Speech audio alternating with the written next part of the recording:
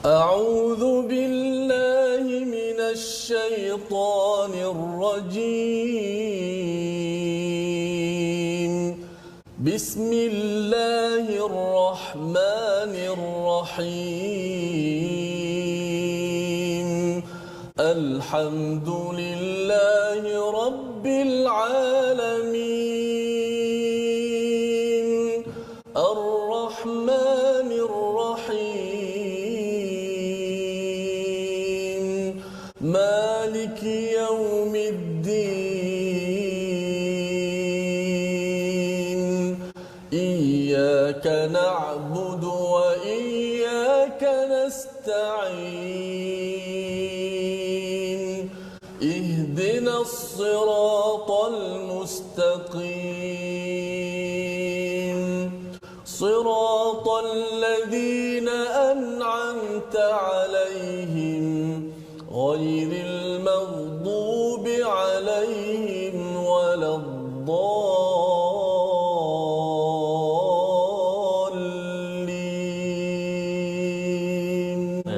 آمين.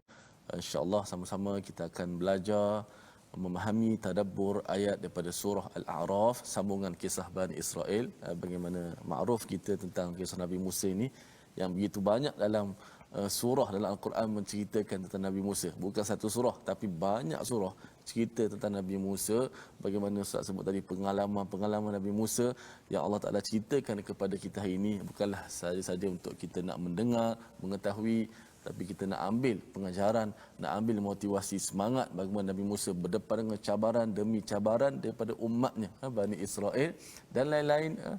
Bayangkanlah selepas kalau kita kata kita dah selamatkan orang daripada kesusahan, kemudian orang yang kita selamatkan tu pula buat pula masalah kepada kita. Subhanallah. Tapi tengok Nabi Musa AS untuk sama-sama kita belajar. Dengan doa kita, subhanakala ilma lana illa ma 'allamtana innaka antal alimul hakim. Maha sucimu ya Allah, tidak ada ilmu kecuali yang Engkau ajarkan kepada kami, sesungguhnya Engkau yang Maha mengetahui, yang Maha bijaksana. Rabbi zidni ilma, ya Tuhan kami, tambahkanlah ilmu untuk kami. Allahu akbar, Allahu akbar. Mari kita lihat sinopsis pada hari ini. Pada ayat yang ke-138 berkisah ataupun menceritakan sambungan daripada kisah di mana keingkaran Bani Israel, ya, apabila Firaun telah dilenyapkan, telah dilemaskan di dalam laut ataupun tempat air yang luas. Rupa-rupanya Bani Israel masih lagi mempunyai perangai yang pelik, ya, yang perlu kita beri perhatian agar kita tidak menjadi perangai seperti Bani Israel sehingga ayat 141. Dan kemudian pada ayat 142 dalam misi Nabi Musa untuk menerima Taurat, Nabi Musa bertemu dengan Allah, munajat Nabi Musa dan permintaan baginda untuk melihat Allah serta diturunkan Taurat kepadanya. Jadi ini pada dua ayat 142 dan 143. Allahumma arhamna bil Quran. A'udzubillahi minasyaitonir rajim. وجاوزنا ببني إسرائيل البحر فأتوا على قوم يعكفون على أصنام لهم قالوا يا موسى اجعل لنا إلها كما لهم آلهة قال إنكم قوم تجهلون إن هؤلاء متبر ما هم فيه وباطل ما كانوا يعملون قال أغير الله أبغيكم إلها وهو فضلكم على العالمين وإذ أنجيناكم من آل فرعون يسومونكم سوء العذاب يقتلون أبناءكم ويستحيون نساءكم وفي ذلكم بلاء من ربكم عظيم وواعدنا موسى 30 ليلة وأتممناها ب10 فتم ميقات ربه 40 ليلة وقال موسى لأخيه هارون اخلفني في قومي وأصلح ولا تتبع سبيل المفسدين ولما جاء موسى لميقاتنا وكلمه ربه قال رب أرني أنظر إليك قال لن تراني ولكن انظر إلى الجبل فإن استقر مكانه فسوف تراني فلما تجلى ربه للجبل جعله دكا وخر موسى صعقا فلما أفاق قال سبحانك تبت إليك وأنا أول المؤمنين صدق الله العظيم.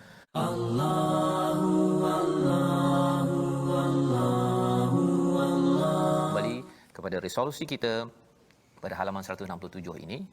Yang pertama, jangan mudah terjerumus melakukan dosa selepas Allah memberi bantuan demi bantuan kepada kita.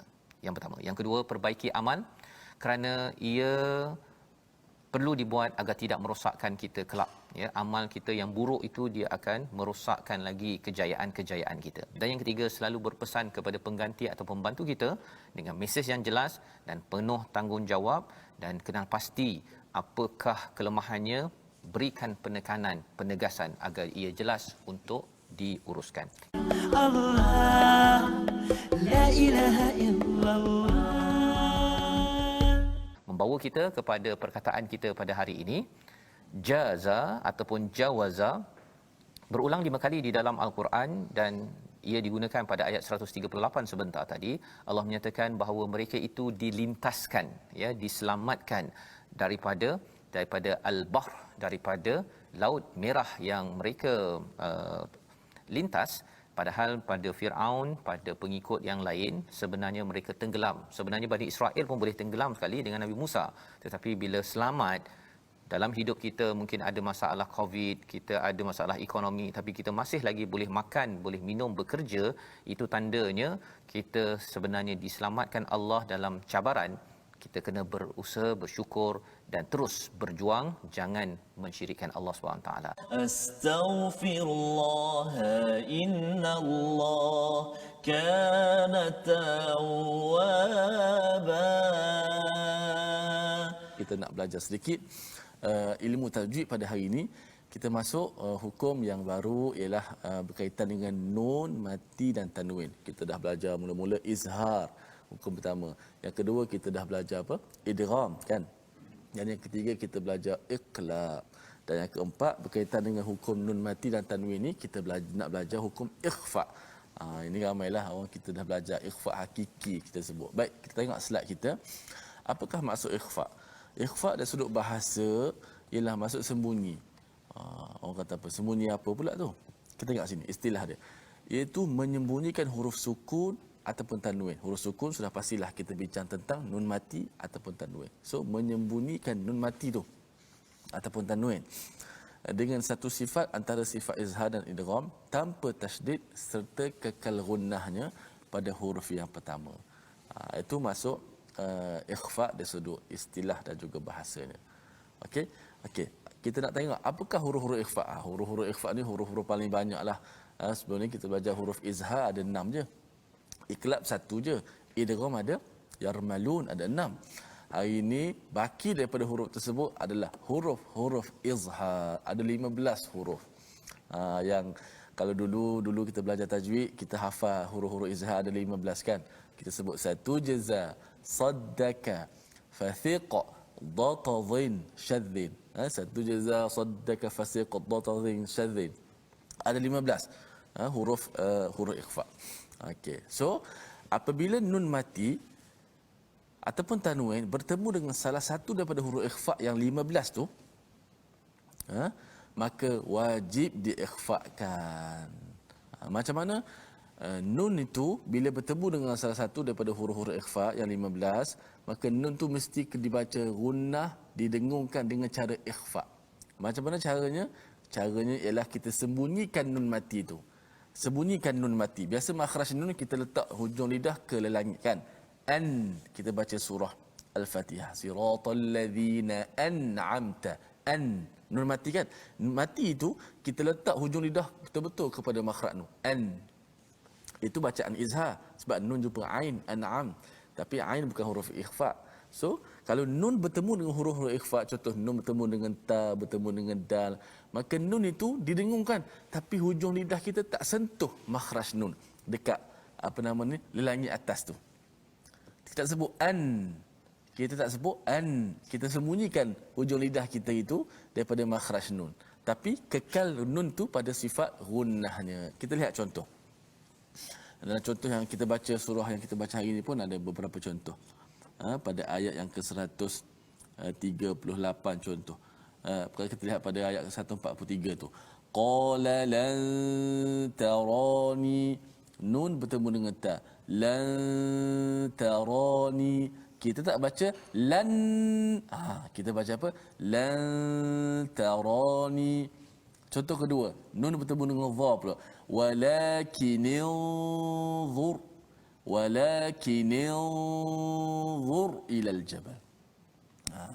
Contoh ketiga, ilahan kama lahum alihah. Ilahan. Ni contoh tanwin pula.